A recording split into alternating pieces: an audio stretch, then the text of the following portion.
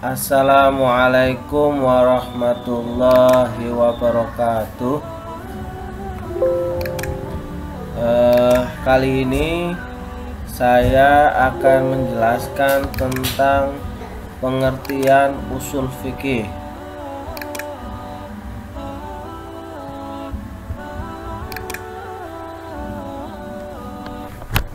Oke, pertama soal pengertian usul fikih. Usul fikih merupakan bentuk tarkib idhofi atau sering kita sebut sebagai kalimat majmuk yang terdiri dari mudhof dan mudhof ilaih. Jadi usul fikih terdiri dari dua kata, yaitu usul yaitu berkedudukan sebagai mudhof dan fikih sebagai mudhof ilaih. Kemudian usul fikih secara terminologi aslun secara etimologi diartikan sebagai fondasi sesuatu yang bersifat materi ataupun bukan. Aslun menurut terminologi atau istilah mempunyai beberapa arti. Pertama, dalil, yakni landasan hukum. Contoh, wal aslu fi wujubis sholati qauluhu ta'ala. Dalil wajibnya sholat adalah firman Allah Subhanahu wa ta'ala. Kata aslun itu bermakna dalil. Kemudian kata aslun bermakna qaidah, yaitu dasar atau fondasi sesuatu. Yang ketiga, aslun bermakna rojih, yaitu yang terkuat, seperti ungkapan para ahli usul fikih, wal aslu fil kalamil haqiqati. Yang terkuat dari kandungan sesuatu hukum adalah arti hakikatnya, bukan arti majazi. Aslun kemudian diartikan sebagai yang terkuat. Kemudian aslun dimaknai dengan istishab, yakni memberlakukan hukum yang sudah ada sejak semula selama belum ada dalil yang mengubahnya. Al aslu baqa'u makana ala makana. Terus kemudian aslun bermakna pokok sebagai pasangan dari far'un atau cabang. Contoh, ayah adalah asal, anak adalah far'un. Dalam pohon misalnya aslun adalah akar, terus rantingnya atau cabangnya adalah cabang. Rantingnya adalah cabang. Kemudian secara terminologi fikih. Fikih secara etimologi ialah al-fahmu, yang berarti pemahaman yang mendalam. Seperti pada ayat berikut, walaqad dara'na li jahannama katsiran minal jinni wal insi lahum qulubun la yafqahuna biha walahum a'yunun la yubsiruna biha walahum adanun la yasma'una biha ulaikal an'am bal hum adall ulaika humul ghafilun. Kemudian pengertian fikih secara etimologi mengalami perkembangan atau pergeseran makna. Pada mulanya diartikan sebagai pengetahuan keagamaan yang mencakup seluruh ajaran agama, baik akidah maupun amaliyah, sehingga ketika itu fikih identik dengan syar'iyah. Pada perkembangan berikutnya, fikih dipahami sebagai ajaran yang khusus membahas masalah amaliyah atau perbuatan manusia mukallaf, sehingga ia menjadi bagian dari syar'iyah. Kemudian pengertian terminologi fikih, yaitu al-ilmu bil ahkami syar'iyyatil amaliyatil muktasabati min adillatihat tafsiliyah. Ilmu tentang hukum-hukum syara yang bersifat amaliyah yang digali dari dalil-dalil yang terperinci atau mentel. Kemudian selanjutnya yaitu majmu'atul ahkam syar'iyyatil amaliyah al-muktasabati min adillati tafsiliyah. Himpunan hukum syara tentang perbuatan manusia atau amaliyah yang diambil dan digali dari dalil-dalil yang terperinci. Kemudian definisi di atas menunjukkan bahwa objek kajian fikih adalah hukum perbuatan mukallaf, yakni halal, haram, wajib, mandub, makruh beserta dalil-dalil yang mendasari ketentuan hukum tersebut. Yang kedua, fikih adalah hasil ijtihad atau pemikiran para ulama terhadap dalil-dalil atau syariah. Kemudian fikih bersifat dhanni. Kemudian pendapat Imam seperti pendapat Imam Haromen dan Al-Amidi perlu dicermati. Misalnya, fikih adalah pengetahuan hukum syara melalui penalaran atau nadhar atau istidlal, pengetahuan hukum yang tidak melalui ijtihad tetapi hanya bersifat doruri, seperti sholat 5 waktu, wajibnya puasa, haramnya riba dan sebagainya, maka itu bukan fikih. Seperti masalah yang qot'i bukan bahasan fikih. Itu terdapat dalam kitab Al-Mahalli. Kemudian setelah itu terminologi fikih. Kata fikih selanjutnya sering dirangkai dengan kata islami, al-fiqhul islami. Kemudian al-fiqhul islami sering diartikan sebagai hukum Islam atau Islamic law. Kemudian belakangan fikih Islam disebut juga dengan syariah. Nah, kembali kepada pengertian usul fikih berarti ilmu pengetahuan tentang dalil-dalil fikih secara global, metode penggunaan dalil-dalil tersebut dan keadaan atau persyaratan orang yang menggunakannya. Itu pengertian usul fikih. Kemudian al-qawaidul lati yatawassalu bihat istinbatul ahkamil syar'iyyah minal adillati. Himpunan kaidah yang berfungsi sebagai alat penggalian syara atau istinbat hukum dari dalil-dalilnya, usul fikih. Idrakul qawaidil lati yatawassalu biha lati istinbatul fiqh. Pengetahuan tentang kaidah-kaidah yang dapat menghantarkan seseorang kepada penggalian hukum atau istinbatul hukum. Itu pengertian dari usul fikih. Kemudian menurut Abdul Wahab Khalaf, pengertian usul fikih ialah ilmu pengetahuan tentang kaidah-kaidah dan metode penggalian hukum-hukum syara mengenai perbuatan manusia atau amaliyah dari dalil-dalil yang terperinci, atau kumpulan kaidah-kaidah atau metode penelitian hukum syara mengenai perbuatan manusia atau amaliyah dari dalil-dalil yang terperinci. Kemudian tujuan usul fikih. Tujuan usul fikih yaitu untuk mengetahui dalil-dalil syara yang menyangkut masalah akidah, ibadah, muamalah, akhlak, ukubah, sehingga dapat diamalkan sesuai dengan kehendak Allah dan Rasul-Nya. Kemudian objek kajian usul fikih yaitu sumber-sumber hukum Islam, Al-Quran, Sunnah, Ijma, Qiyas, Maslahah, Istihsan, Syadud Dari'ah, Mazhab Sahabi dan lain-lain. Metode penggalian hukum dari sumbernya itu objek kajian usul fikih. Al-aslu fil amri lil wujud. Persyaratan orang yang berwenang melakukan istinbat hukum atau berijtihad. Kemudian kaidah bahasa, contohnya lafadz nakirah yang jadi nafi, mengandung pengertian umum. La sholata liman lam yaqra bi fatihatil kitab. Tidak sah sholat tanpa membaca Fatihah dan sebagainya. Itu objek kajian fikih.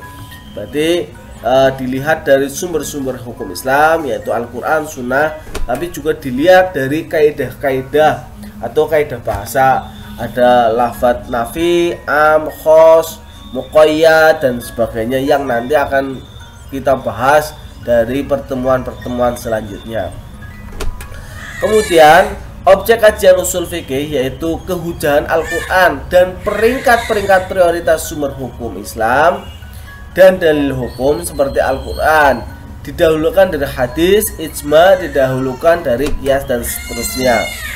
Kemudian kehujahan maslahah, istihsan, uruf, syadud dari'ah dan sebagainya tentang dalil-dalil qot'i dan dhanni. Terus kemudian kondisi hukum yang bersifat kondisional dan situasional karena lupa dan darurat, misalnya ad-daruratu tumbihul mahdurat, misalnya begitu. Kemudian contoh maslahah pada ekonomi dan bisnis, misalnya pendirian bank syariah, pendirian asuransi atau reasuransi syariah dan LKS dan lainnya, penerapan revenue sharing dalam bagi hasil, penerapan dinar dan dirham, kartu kredit tanpa bunga, intervensi harga oleh pemerintah pada saat distorsi dan sebagainya. Ini saya lanjutkan saja. Ini saya lanjutkan fungsi dan kegunaan usul fikih. Yang pertama, sebagai sarana untuk mendapatkan hukum-hukum syara sebagaimana yang dikehendaki oleh Allah Subhanahu wa taala, baik dalam masalah akidah, ibadah, muamalah, uqubah maupun akhlak. Kemudian memberikan pengertian dasar tentang kaidah-kaidah dan metodologi ulama mujtahid dalam menggali hukum. Seterusnya, menyusun kaidah-kaidah umum untuk menetapkan hukum atas berbagai masalah hukum yang terus berkembang di masyarakat. Al-ibrah bi umumil lafzi la yakhsusul sabab. Yang dipandang menjadi pegangan adalah bentuk umum lafaz atau kalimat, bukan sebab khusus latar belakang kejadiannya atau asbabun nusul. Itu kaitannya dengan bagaimana usul fikih ini berguna untuk menyusun kaidah-kaidah umum untuk menetapkan hukum atas berbagai masalah. Itu ibrahnya adalah al-ibrah bi umumil lafzi la yakhsus, contohnya dan sebagainya. Kemudian menggambarkan persyaratan yang harus dimiliki seorang mujtahid. Apa itu mujtahid? Orang yang berhak untuk berijtihad. Nanti penjelasan mujtahid dan syarat-syaratnya dan apa yang perlu diketahui dan sebagainya, siapa sih mujtahid itu, akan dijelaskan selanjutnya, pertemuan selanjutnya. Kemudian memelihara agama dari penyimpangan dan penyalahgunaan dalil. Itu tujuan usul fikih. 6. Mengetahui keunggulan dan kelemahan para mujtahid sejalan dengan dalil yang mereka gunakan, sehingga kita dapat memilih pendapat yang terkuat alasannya, ar-rajih, marjuh, dan sebagainya. Perbedaan fikih dan usul fikih. Objek fikih adalah perbuatan mukallaf, sedangkan objek usul fikih adalah dalil-dalil syara. Contohnya, wa aqimus sholata, dirikanlah kamu sholat. Inna a'tainakal kautsar fasholli li rabbika wanhar. Al asli fil amril wujub. Al aslu fil amril wujub. Pada prinsipnya perintah itu menunjukkan pada wujub, atau al-amru tadullu alal wujub dan sebagainya. Kemudian perbedaan usul fikih dan qawaid fikih. Objek usul fikih adalah dalil-dalil syar'i dan bagaimana metode mengistimbatkan hukum dari dalil-dalil tersebut. Sedangkan objek qawaid fikih adalah masalah-masalah fikih, bukan dalil-dalilnya. Contoh, al-aslu fil amril wujub, artinya pada dasarnya perintah itu menunjukkan wajib. Teks di atas adalah kaidah usul fikih, jadi objeknya adalah dalil-dalil. Kemudian segala akad yang mengandung ketidakjelasan yang dapat membawa kepada perselisihan, maka ia merusak akad. Kullu jihalat taftu ilal manazil fahiya mufsadul lil aqdi. Seperti tidak jelas apakah sistem bagi hasil dan sebagainya. Ini saya lanjut saja. Kemudian saya lanjut saja. Lanjut. Dalam qawaid fikih dibahas kaidah-kaidah kepemilikan, misalnya kaidah uang dan sebagainya. Saya lanjut. Perbedaan usul fikih dan qawaid fikih. Objek usul fikih adalah dalil-dalil syarat dan bagaimana metode mengistimbatkan dari dalil-dalil tersebut. Sedangkan objek qawaid fikih adalah masalah-masalah fikih, bukan dalil-dalilnya. Ya, itu sekian. Lanjutan saja. Terima kasih. Assalamualaikum warahmatullahi wabarakatuh.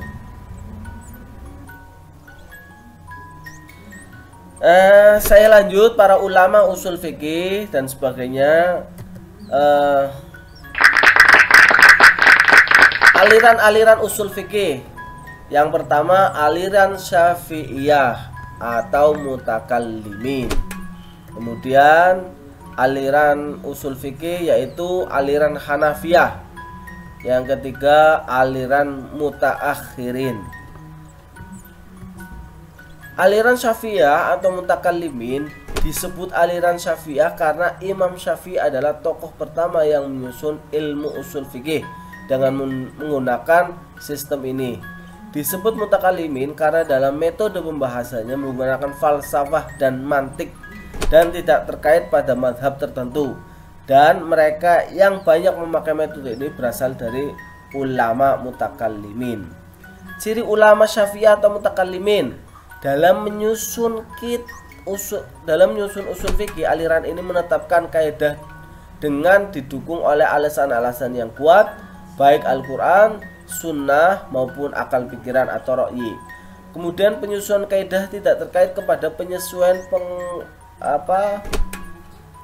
penggunaan furu atau masalah hukum, sehingga persoalan furu bisa dikuatkan dengan kaidah dan ada kalanya melemahkan furu mazhab.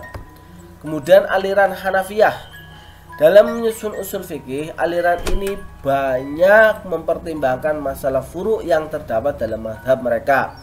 Mereka menyusun usul fikih hanya untuk memperkuat pendapat mazhab yang mereka anut. Oleh karena itu, sebelum mereka menyusun kaidah, terlebih dahulu mereka menganalisis secara mendalam terhadap hukum furu yang ada dalam mazhab mereka. Kemudian ciri aliran Hanafiyah. Ciri aliran Hanafiyah ialah bahwa kaidah yang disusun dalam usul fikih semuanya bisa diterapkan. Hal ini logis karena mereka telah terlebih dahulu menyesuaikan dengan hukum furu yang ada dalam mazhab mereka. Kemudian aliran mutaakhirin, aliran yang menggabungkan kedua metode yang dipakai Syafi'iyah dan Hanafiyah. Mereka melakukan tahqiq terhadap kaidah yang dibuat ke kedua aliran tersebut, lalu meletakkan dalil-dalil dan argumentasi untuk mendukung aliran mereka dan berusaha menerapkan pada furu fiqhiyah. Kitab-kitab usul fikih yang menggunakan metode aliran ini, misalnya Jam'ul Jawami' karangan Imam As-Subaki yang wafat tahun 771 Hijriah. Kemudian At-Thahir oleh Kamal bin Kamal Al-Hanafi. Kemudian Irsyadul Fuhul oleh Asy-Syaukani, usul fikih oleh Al-Khudri Baik. Kemudian ilmu usul fikih oleh Abdul Wahhab Khalaf. Kemudian yang keenam usul fikih oleh Muhammad Abu Zahrah. Ini selanjutnya saya teruskan saja.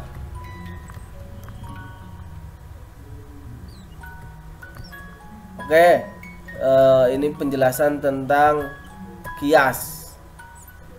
Risalah Imam Syafi'i banyak menggunakan metode deduksi, filsafat dan sebagainya. Ini saya teruskan. Contoh implementasi qiyas. Ada khomer itu haram, ilatnya sesama memabukkan. Bagaimana dengan arak atau kamput atau sejenisnya? Ada dalil tentang khomer dan tidak ada dalil tentang kamput, arak dan lain sebagainya, tidak ada dalil Quran. Kesimpulan, hukum syara untuk arak atau tuak atau kamput ialah haram karena semata-mata memabukkan. Kullu khamrun haramun, muskirin haramun dan sebagainya. Cari contoh kias yang lain, misalnya penyalahgunaan narkoba, formalin, korupsi, bunga bank dan sebagainya. Bunga bank ini agak debatable. Kemudian meskipun usul fikih Imam Syafi'i belum dipengaruhi teori filsafat Aristo dan sebagainya. Ini saya lanjut saja. Lanjut.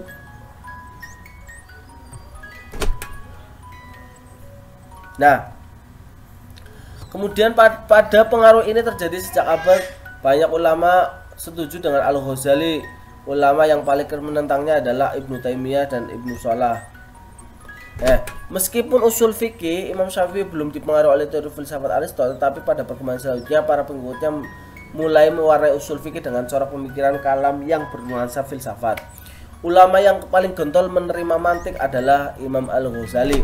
Dalam Muqaddimah kitab Al-Mustasfa, ia secara jelas mengemukakan teori-teori mantik. Ia mengatakan bahwa mantiknya Aristoteles sebagai syarat ijtihad dan fardu kifayah untuk mempelajarinya. Mantiknya di beberapa kajian-kajian mantik lah, misalnya begitu. yang mengatakan siapa yang tidak mengetahui mantik maka tak percaya ilmunya, tak bisa dipercaya ilmunya. Masuknya pengaruh mantik ke dalam usul fikih dimulai sejak Al-Juwaini, Imam Haramain. Pengaruh ini terjadi juga pada abad ke-5 Hijriah, dan karena itu banyak ulama yang tidak setuju dengan Imam Ghazali.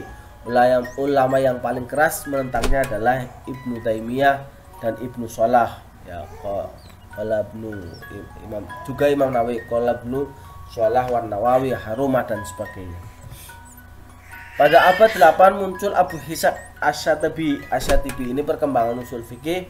Pada 8 Hijriah muncul seorang pemikir usul fikih yaitu Abu Ishaq Asy-Syatibi yang wafat 790 Hijriah dengan bukunya Al-Muwaffaqat.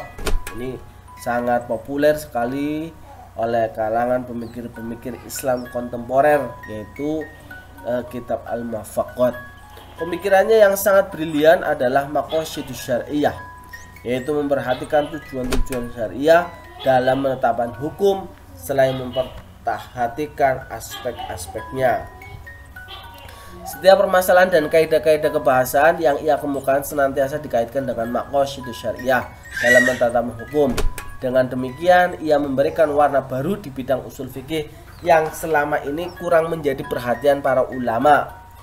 Para ahli usul fikih kontemporer menganggap kitab Al-Muwaffaqat tulisan Asy-Syatibi ini sebagai kitab usul fikih yang komprehensif dan akomodatif untuk zaman sekarang. Kemudian hampir seluruh pakar ekonomi, misalnya pakar Islam dewasa ini menggunakan teori maqasidus syariahnya Imam Syatibi seperti Imam Capra, Mausul Alam Al-Khudri dan sebagainya. Terima kasih dari saya, sekian. Kalau ada kurang-kurangnya saya akan perjelas untuk pertemuan selanjutnya. Assalamualaikum warahmatullahi wabarakatuh. Pergerakan mengajak Anda sekalian untuk berpikir, berzikir, dan bergerak untuk kebaikan bersama. Jangan lupa komen, subscribe, like, dan share-nya. Terima kasih.